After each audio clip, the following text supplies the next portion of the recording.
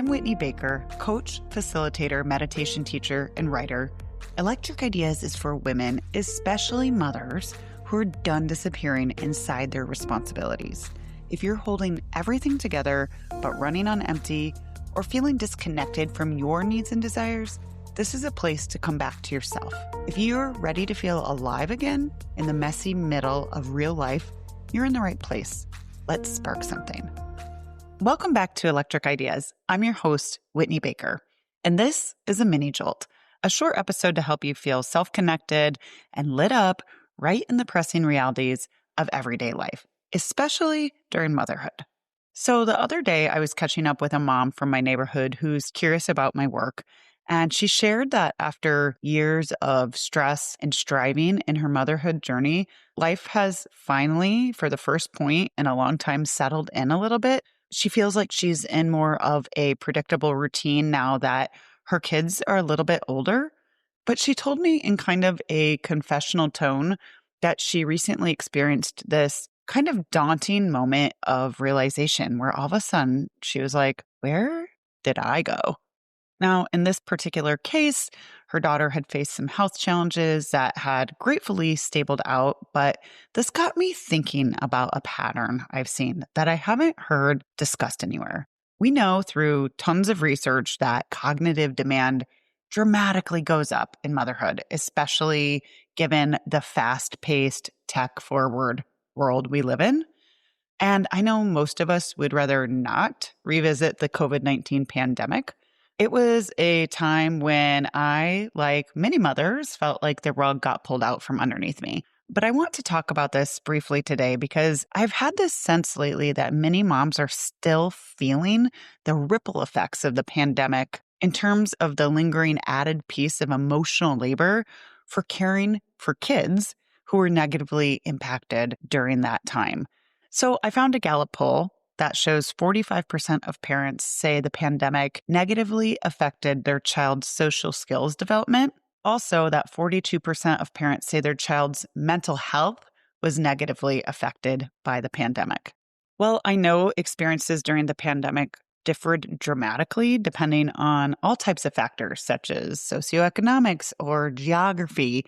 We know it was disruptive for many children, and the effects are still likely lingering. So in my estimation, it's created an additional layer of emotional burden for mothers. My hunch is that they are the ones taking on most of the responsibility for figuring out how their kids are going to bridge learning gaps or move past social anxiety. So if this is you, I just want you to know you're not alone. It seems based on the statistics that almost half of parents are dealing with something like this. I felt called to share this observation today because this extra mental load likely exacerbates patterns of identity drift and becoming disconnected from your own needs and desires that are already known to be common in motherhood. So the tool I'm going to teach you today is going to be relevant for your life no matter what. But I just wanted to acknowledge that if you are a mother who is carrying emotional backlash from the pandemic or who has had a sick child, for example, this is very likely to have exacerbated what many women experience of losing track of themselves over time as we're called to place so much energy and attention outward. I feel like I have been lucky enough to work with super thoughtful women and moms, and I really like how one of my clients captured this sentiment. After weeks of working together, she had a big insight and she wrote to me, quote, I think I had been trying to control the narrative of everyone else's life for so long that I forgot about my own narrative. I love this honest reflection because it captures so much truth, whether it's peak times of emotional tending, such as with the pandemic, or just day-to-day life with the kids, activities, volunteering, carpools, broken shoelaces, whatever it is. My client is naming a pattern I see with many loving, capable moms who want to feel plugged in and present with their family, but somewhere along the way, the balance tips too far and they feel like they've kind of abandoned themselves.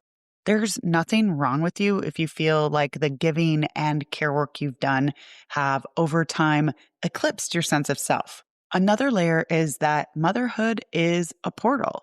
It's a complex shift that changes our brains and our bodies and our capacity and our priorities. So it's only natural that we have a lot of identity shift and sometimes identity drift during motherhood. This is captured in another little tidbit I want to share with you that another one of my clients said to me. She wrote, I often feel imbalanced between who I was, who I am now as a mother and wife, and who I think I'm supposed to be. So it's not only where did I go, but also who am I now? We know that losing ourselves inside of our responsibilities benefits nobody. So when life continues to be noisy and messy and unpredictable, how do we begin to come back to ourselves? The good news is you haven't disappeared. It's more likely that there has been such an outside demand on your attention that you've been giving so much energy outward for so long that at some point you forgot how to check in with yourself. We know for many women that becoming a mother rewires us to scan everyone else's needs. Who needs a snack? Who needs to get up early for band? Who forgot their water bottle? Who needs some one-on-one attention before bed right now? Because you can tell that they're a little off. This outward orientation is part of what makes mothers magical beings. It's necessary. We're keeping humans alive and loved. But what I found is that once we move beyond the newborn and toddler phases, those times when we are scanning the floor for stray marbles and, making sure no one falls down a flight of stairs, it sometimes takes a conscious unwinding for some of us moms to unlearn putting all of our energy and attention outward while leaving only table scraps for ourselves. So today I'm going to teach you a simple practice you can do today to begin to recenter yourself in your own life, regardless of how noisy your days feel right now.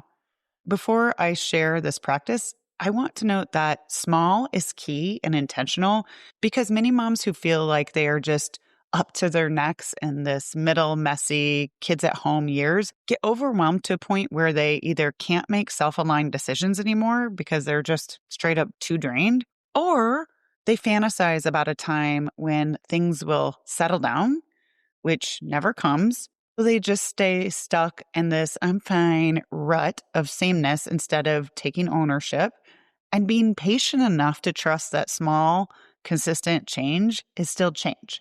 So let's practice your self-connection, your self-support today with something I call the Aliveness Check-In. It's a simple self-connection and clarity tool.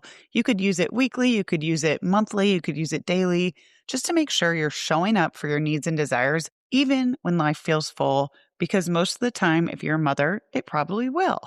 The Aliveness Check-In is so simple, yet sneakily profound. I promise. I'll talk you through this today, but if you do it on your own, bonus points if you do something that settles your nervous system and your monkey mind beforehand, such as going for a short tech-free walk or a little bit of meditation or breath work. But for today, if you're listening now, just answer these questions in your mind and trust first answer, best answer.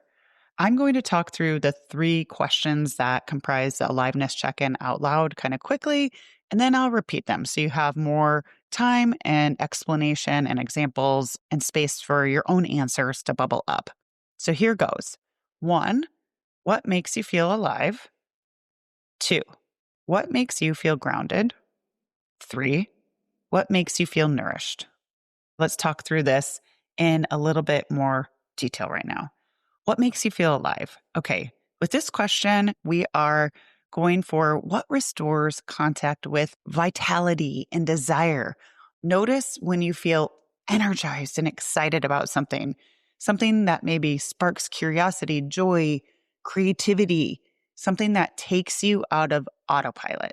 For one of my clients this week, it was spending time on a design course she'd purchased a long time ago that was just collecting dust. And she knows when she makes a little bit of time for this, it gets the juices flowing. She's excited. She's inspired.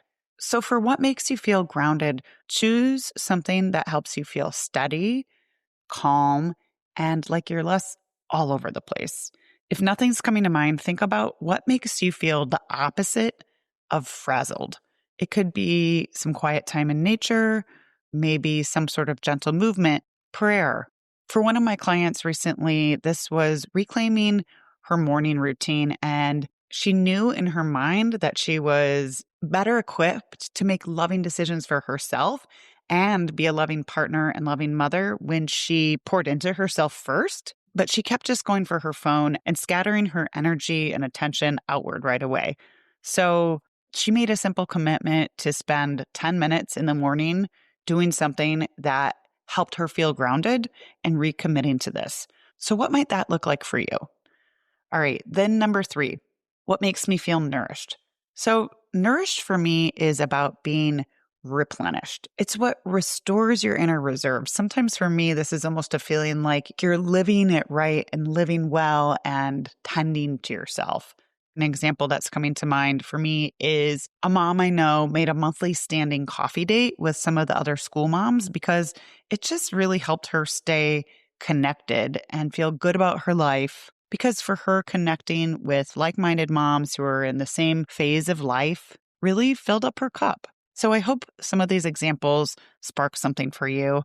Give this exercise a try. Ask yourself these questions and listen to the answers. What makes me feel alive? What makes me feel grounded? What makes me feel nourished? Awareness and clarity are always the first step. So get your answers. And then when you look at your week this week, simply make space for whatever came up. Like I said, it can be as small as 5 to 10 minutes. It's about rhythm and consistency over sporadic big gestures. You don't have to overhaul your life or make a major change to start feeling differently within your own life. And remember, your inner voice gets quiet, not because it's not there, but more likely because you're not making space for dialogue. So I hope this is a jumping off point for some beautiful self-connection and self-honoring this week. If you're connecting with this conversation and want more, make sure to check out the free Tend to Your Soul toolkit that I made for moms who are ready to recenter themselves a bit in their own lives. Inside the toolkit, you'll find a short guided meditation, a few thoughtful reflection prompts, and some additional grounding practices designed to fit in the busy reality of motherhood. I'm realistic about what's going on in your life as a mother. I'm with you. This toolkit is nothing too time consuming, just some structure to help you begin. You can download the Tend to Your Soul toolkit in the show notes. And if you have any trouble finding it, you can connect with me via Instagram at @WhitneyWoman, and you can find it in the link in my bio in Instagram too. I also want to call out a few other recent podcast episodes that might be supportive. So if you're going through a season of super low capacity, I recommend going back and listening to my recent episode titled How to Slow Down as a Mom, Trusting Cycles, Capacity, and Fallow Seasons, as well as the episode called 3 Daily Reset Rituals Every Mom Needs When She Feels Burnt Out. And finally, if you don't really feel like you have a sense of what's exciting you, inspiring you, lighting you up right now, but you're ready to remember again for yourself, listen to the past episode called A Simple Play Ritual for Moms to Relieve Stress and Feel More Alive. And before you go, here are a few quick takeaways I want to make sure you have from this episode. First of all, it's all too common for women, especially for mothers who have experienced a lot of emotional labor and become used to reacting to the water hose of outside demands, to feel like all they're doing in life is catching up and taking care of everyone and everything, except perhaps their own needs and desires. We know that it's easy for moms to feel trapped in a dissatisfied loop of autopilot living where they're functioning day to day, sure, but they want more for themselves. They want to feel alive in their own lives. And we know that is healthy for everybody. And research shows that when women feel happy and alive in their own lives, it's one of the healthiest things for their families. So give yourself a chance to pause, get super clear on what exactly makes you feel alive and grounded and nourished in this season of life, and start there.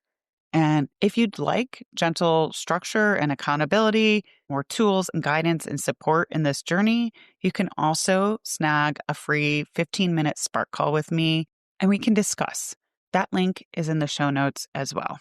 I always end with an opportunity for reflection. And what's coming up for me today, beyond the questions I'm hoping you're letting land on your heart within the Aliveness Check-In, is this. Instead of asking yourself, how do I get everything under control? Ask yourself, how do I come home to myself right in the middle of the mess, the noise, the beautiful chaos of the motherhood journey. That's all for today. Hope you try the Aliveness Check-In and it sparks something for you. Enjoy. I'm so glad you joined me today. If you're looking for more, feel free to connect with me on Instagram at @WhitneyWoman. And if you enjoyed the show, I invite you to support me by leaving a review or sharing it with a friend. Hope you have an inspired day.